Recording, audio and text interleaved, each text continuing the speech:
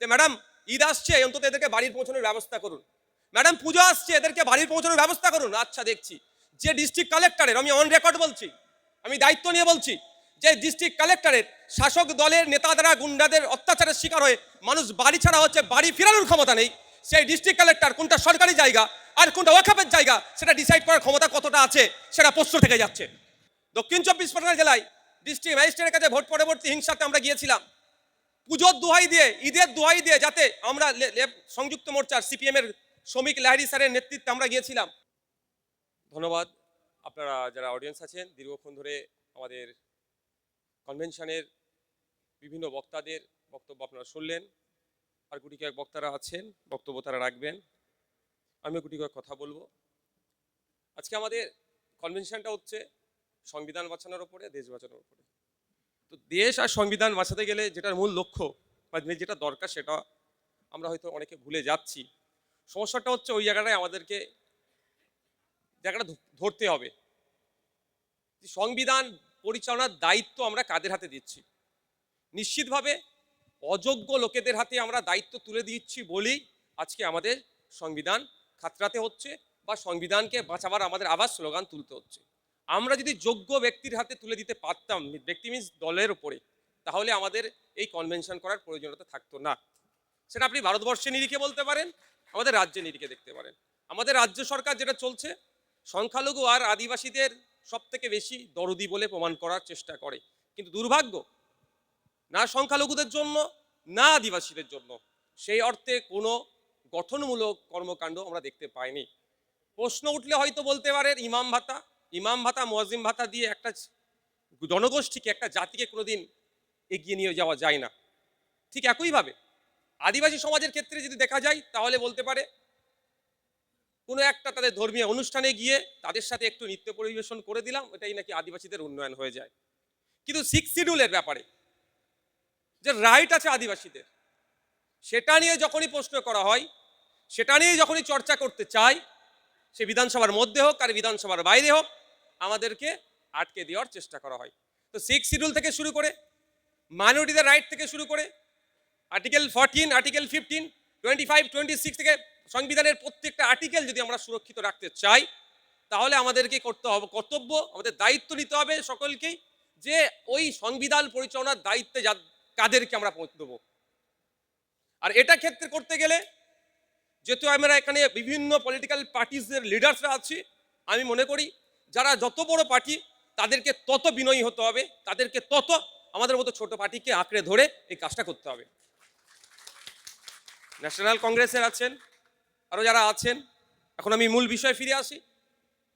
আমরা এই যে আজকে দেখতে পাচ্ছেন বিভিন্ন রাজনৈতিক দল বা বিভিন্ন যারা আমরা এখানে সম্মিলিত হয়েছি, এর প্রচেষ্টা আমরা বেশ কিছুদিন ধরেই আমরা শুরু করেছিলাম, যেটা আমরা নাম দিয়েছি সংবিধান রক্ষা মঞ্চ। তাদের একটা উদ্দেশ্য আমরা নিয়েছিলাম, যে প্রথম আমাদের ছিল যেটা, যে ওয়াকফ সংশোধনী আইন যেভাবে শুধু সংখ্যার জোর দেখিয়ে কেন্দ্র সরকার নিয়ে আসলো, তার কেন্দ্র সরকারের নিয়ে আসা বিলের বিরুদ্ধে যেভাবে লোকসভা এবং রাজ্যসভাতে বিরোধী দলের এমপিদের নিয়ে আসা যুক্তির কাছে তারা কিন্তু নাস্তে নাবুদ হয়েছিল, তারা উত্তর দিতে পারেনি। কিন্তু শুধুমাত্র সংখ্যার জোর দেখিয়ে সেটাকে বিল থেকে আইনে পরিণত করেছে। তার বিরুদ্ধে আমাদেরকে ঐক্যবদ্ধ লড়াই করতে হবে। তারপরেই এসেছিল মাইগ্রেন্ট লেবারদের উপরে বিভিন্ন রাজ্যে যেভাবে অত্যাচার নেমে আসছে, সেটা নিয়ে আমরা চর্চা করেছিলাম। পরে আমরা দেখতে লাগলাম শুধুমাত্র এটা একটা জনগোষ্ঠীকে দিয়ে এই যে আক্রমণ নেমে আসছে সংবিধানের উপরে, এটাকে রক্ষা করা যাবে না। সামাজিক সংগঠন, ধর্মীয় সংগঠন বিভিন্ন আমাদের সাথে জুড়েছে, আগামী দিনে তারা আরও বেশিভাবে জুড়বে, যারা প্রোগ্রেসিভ চিন্তা ভাবনা নিয়ে চলে। আমাদের মধ্যে একটা ভুল ধারণা আছে, কেউ যদি গেরুয়া পোশাক পরে থাকে, কারো মাথায় টুপি মুখে দাঁড়ি থাকলে সে নাকি প্রোগ্রেসিভ হতে পারে না। এটা থেকে আমাদের বেরিয়ে আসতে হবে। তাদের মধ্যে যারা প্রোগ্রেসিভ, তাদেরকে আমরা আহ্বান করছি, তারাও আমাদের সাথে জুড়ছে, তারা একসাথে সংবিধান রক্ষার লড়াইয়ে, দেশ রক্ষার লড়াইয়ে তারা সামিল হতে চাইছে। তাই আমরা সংবিধান রক্ষা মঞ্চের পক্ষ থেকে এটা শুরু করেছিলাম। তারপরে বিভিন্ন রাজনৈতিক দল যারা আছেন তাদেরকে আমরা অ্যাপ্রোচ করেছি, তারাও এগিয়ে এসেছে। তার একটা অংশ হিসাবে আজকে আমাদের সংবিধান বাঁচাও দেশ বাঁচাও আজ কনভেনশন। আমরা আগামী দিনে আদিবাসীদের 2006 সালের ফরেস্ট রাইট অ্যাক্টকে অ্যামেন্ডমেন্ট করে 2023 সালে যে আইন করেছে, সেই আইনে ঠিক যেভাবে 2025-এর ওয়াকফ অ্যামেন্ডমেন্ট অ্যাক্টকে সামনে রেখে মুসলিম সম্প্রদায়ের উপর আঘাত এনেছে, 2023-এ ফরেস্ট রাইট অ্যাক্টের অ্যামেন্ডমেন্টেও আদিবাসীদের উপর আঘাত এনেছে, সেটাকেও আমরা ইনক্লুড করেছি।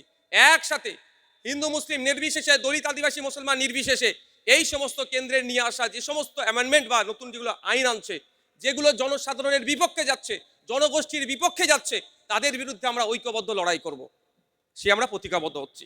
আমি আজকে নিশ্চিতভাবে ওয়াকফ নিয়ে কে বলেছে আমি জানি না, আমার আজ থেকে দেরি হয়েছে, আমি ক্ষমা প্রার্থী।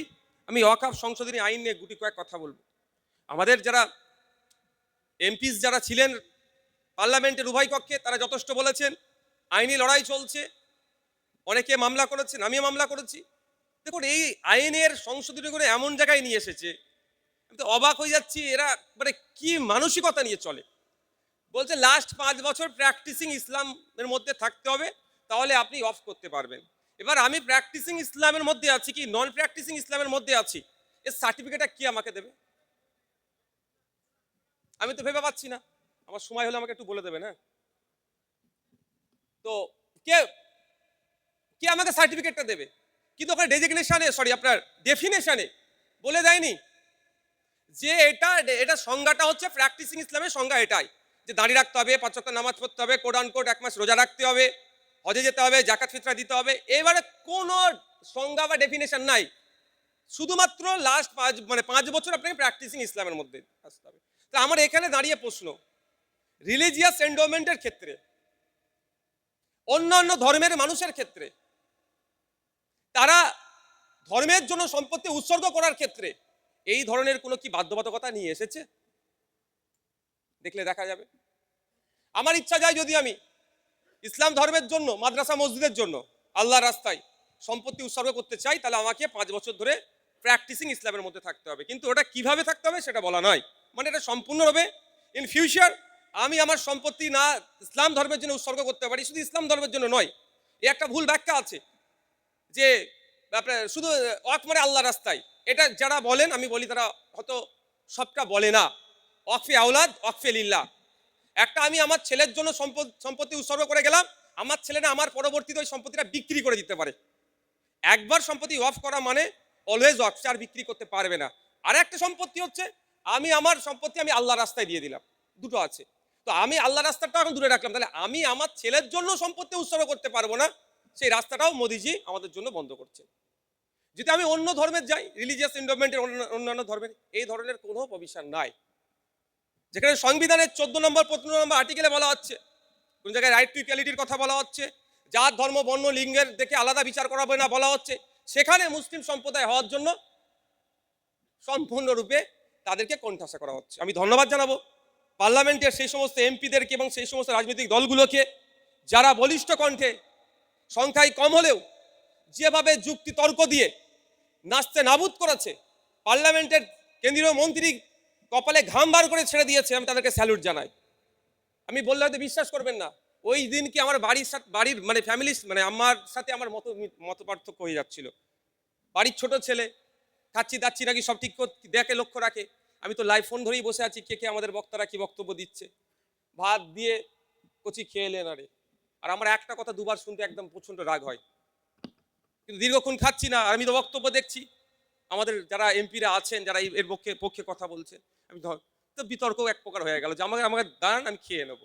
আমার বলার বক্তব্য এটাই যে ইন্ডিয়ান লিমিটেশন অ্যাক্ট 1963 ওয়াকফ সম্পত্তির জন্য প্রযোজ্য ছিল না।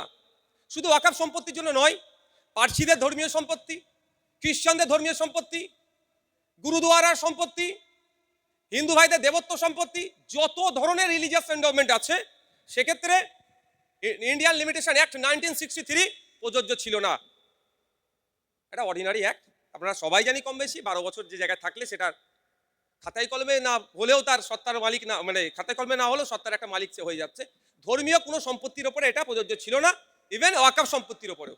নতুন যে আইন নিয়ে এসেছে, সে আইনে ওটা প্রিন্সিপাল অ্যাক্ট 1995-এর 107 সেকশন ছিল, সেটাকে অমিট করে দিল।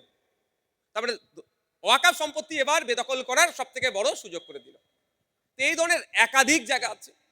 এই নিয়ে আমরা আমাদের পার্টির পক্ষ থেকে আমাদের লড়াই গণতান্ত্রিক প্রক্রিয়া চালাচ্ছি, অনেকে চালাচ্ছেন, অনেকে সাধুবাদ জানায় যারা চালাচ্ছেন।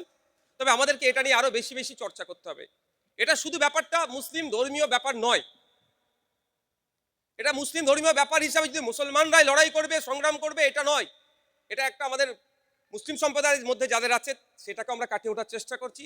ঠিক অপোজিট সাইডে ভিন্ন সম্প্রদায়ের মানুষ যারা আছে তাদেরকেও আহ্বান করছি আমি, যেটা মাদ্রাসা মসজিদে শুধুমাত্র জায়গা কেড়ে নেওয়া হচ্ছে না।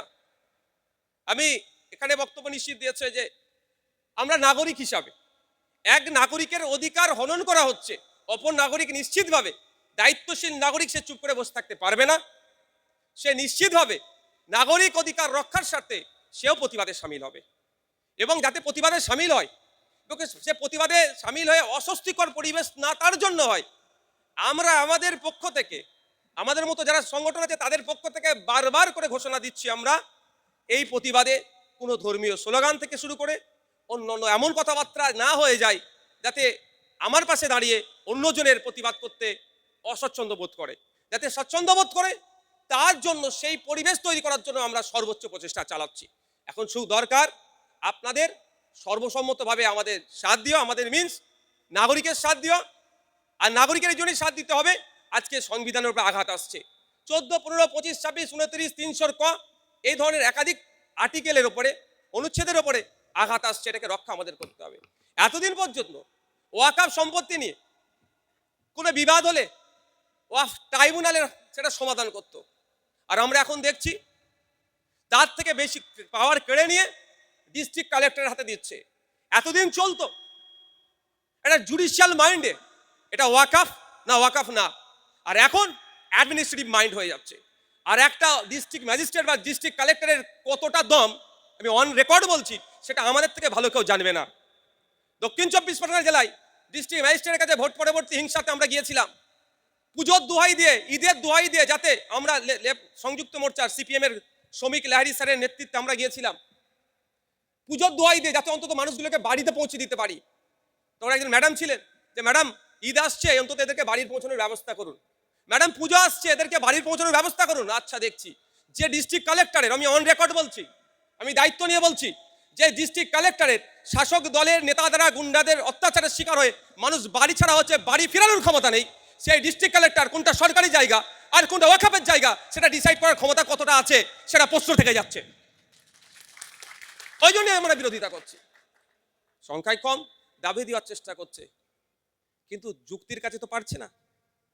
আমরা দেখছিলাম আমাদের যারা লেফট ফ্রন্ট সহ যাদের কংগ্রেস, জাতীয় কংগ্রেস, বিভিন্ন রাজনৈতিক দলের এমপিরা যারা বক্তব্য দিচ্ছিল, দাঁড়াতে পারেনি তাদের যুক্তি